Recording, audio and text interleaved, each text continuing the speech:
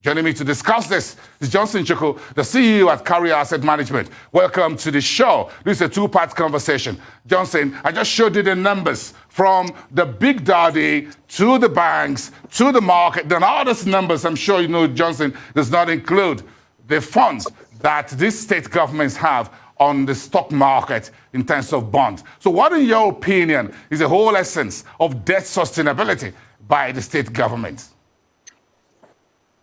Thank you, Bosi, for having me. The concept of debt sustainability is that a borrower should limit the level of borrowing and level of debt to the extent that he or the institution can be able to pay. Where you do not have a limit to the amount you are borrowing, you are going to get to a point where you have a debt overhang. So you are no longer in a position to honor your debt obligations. Which are the concerns? Which are the reasons why you had a Fiscal Responsibility Act? Which are the reasons why there are limits to which even a federation, a national government can borrow from itself, from its own central bank? But the challenge we have had in the past is that because there are no conditionalities to the bailout that the federal government has granted to the states, there are no conditions that the states have to meet before they access any of these credit lines or any of this supportive funding. What has happened is they have not been able to subject themselves to some level of discipline that you require when you have financial difficulties. Because before you allow the restructuring, like the restructuring that was done when the government came into power, where they allowed made the central bank to take on, or the DMO, the debt management office, to take on the debt, the commercial loans of the states. What the state did immediately is to go back into a borrowing binge, because you just granted them the leave without conditionalities. The challenge we have is that for you to grant any debt forbearance or any debt restructuring, there must be conditions that you impose on that borrower so that they will not go back to that conditions which are dealt by them out from. Based on some of what was shown on the screen and on the wall, what pattern of debt accumulation have you seen in particular since the advent of democratic governance in 1919, Johnson, among the state governments? What we've seen is consistently the states go to the commercial banks, because the commercial banks granted them loans with no conditions, and because the state assemblies have become appendages of the executive arm of government. So what they do is that they get the state House of Assembly to approve for them to access lending from the commercial banks. And they now rely that they're going to rely on their FAC allocations for payment of these debts. So when economic conditions changed and the FAC allocations declined, the states found themselves struggling to meet debt obligations. The borrowing from structured lenders like the capital markets has been quite few and far apart, because the conditionalities include that you must have a pre-qualified list of projects you want to execute with those funds, and SEC, the Securities and Exchange Commission, will monitor the execution of those projects, and you have to render quarterly returns on the extent you've gone to apply these funds. So because of those structural conditions, including the limit of what you can access from the capital market vis-a-vis your unencumbered revenue, the state government, many of them do not go to the capital market. And they feel that when they are the ones that have the right structures, because you have to have your rated accounts, you have your accounts, you have to be rated by a rating agency, you have to rate the bond and rate the state finances. These are not conditions that many states are ready to subject themselves to. So they easily go to the commercial banks who have no conditionalities and access as much as they can. And in a lot of instances, the commercial banks, because they are making good money from these states, do not impose any conditions on them and do not even set limits to the amount they can lend to the states. Okay, now we're going to continue this conversation after the break, Johnson. But very quickly, we just showed some numbers, and I'm sure you were watching on your TV screen, the level of bailouts and the loans in the last 5-6 years. Are you scared by these numbers that you're looking at? Look at 2016. The local debts were just 658 billion among the 36 states. By December last year, that figure was 4.263 trillion naira.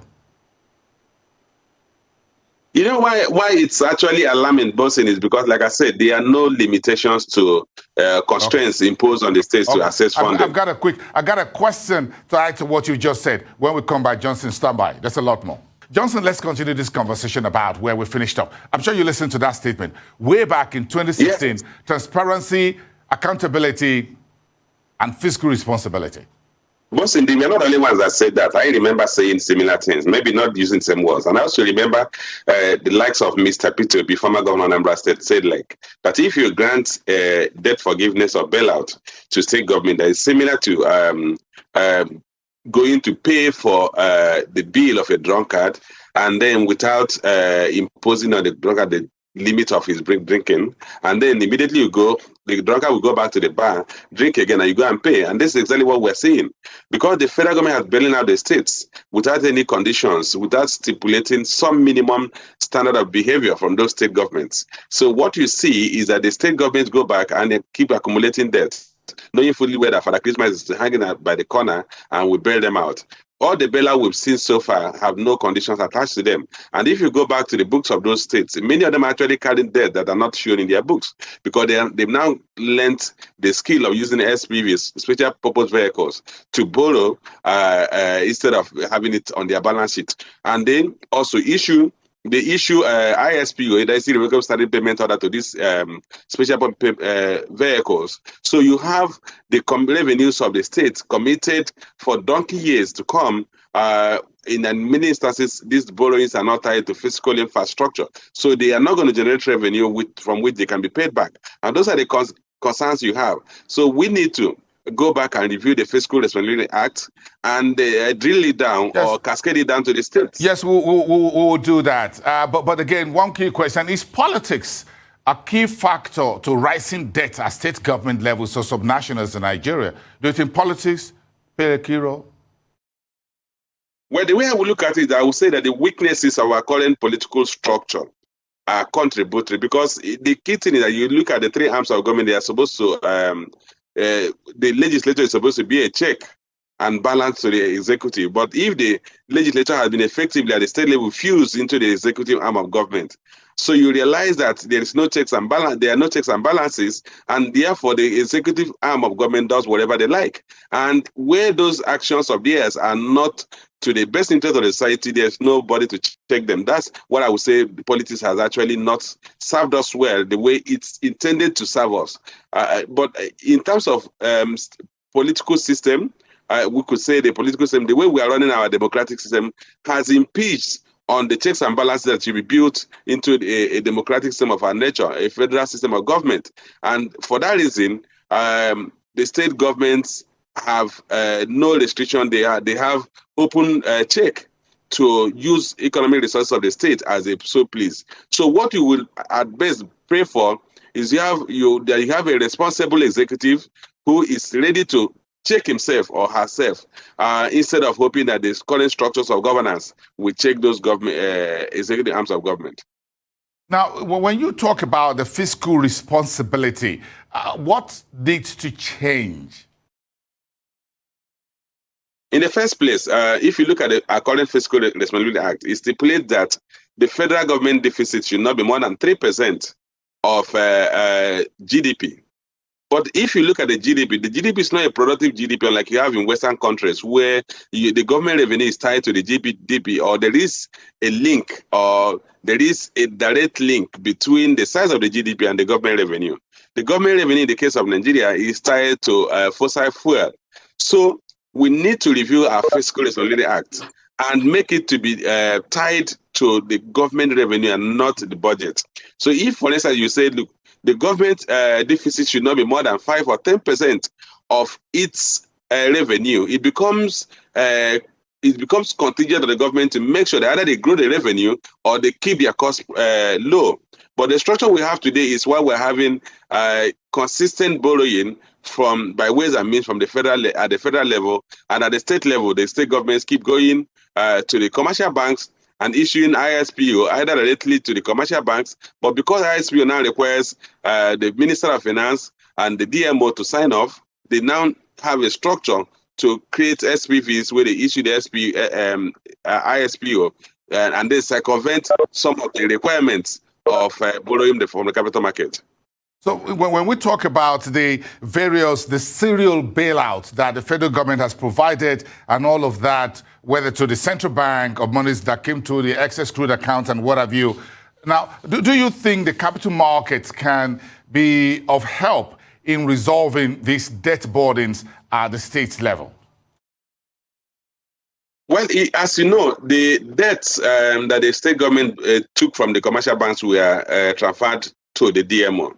The debt they took from the capital markets were not transferred. They are still servicing those debts because borrowing from the capital market imposes some limits to the behavior of the borrower, because they are the prospectus will specify the purpose of the loan, like I said earlier, and then the deployment or utilization of those funds must be regularly audited and the returns rendered to SEC.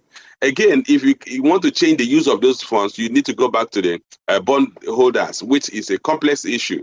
So there are some discipline that are imposed on borrowers by the capital market. If we had eliminated or reduced the amount that the state government can borrow from commercial banks and insist that they must borrow from structured lending institutions like the capital market, we will probably reduce the level of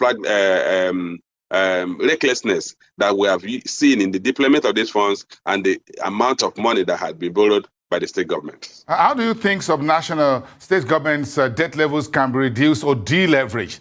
Can they be forced to sell assets, pay back? Well, in many instances, the state government do not even have access to sell, or do not have, and to sell assets, you need to go to the House of Assembly. Like I said, the House of Assemblies of the states are appendages of the executive. And then you may need to even get the opinion of the citizens of that state. What we need to do is put a cap on the expenditure of a state government vis-a-vis their revenue, so that state government will have the compelling need to go and expand their revenue sources or keep a tap or a cap on their expenditure. That way, if you do that, over time, the state government are going to grow their revenues to the point that they can comfortably carry their current debts. And like I also said, we need to index the amount any government arm can borrow to its revenue. All right, well, thank you for your insights this evening on this debt sustainability at subnational level. Johnson Chukwu, have a great evening.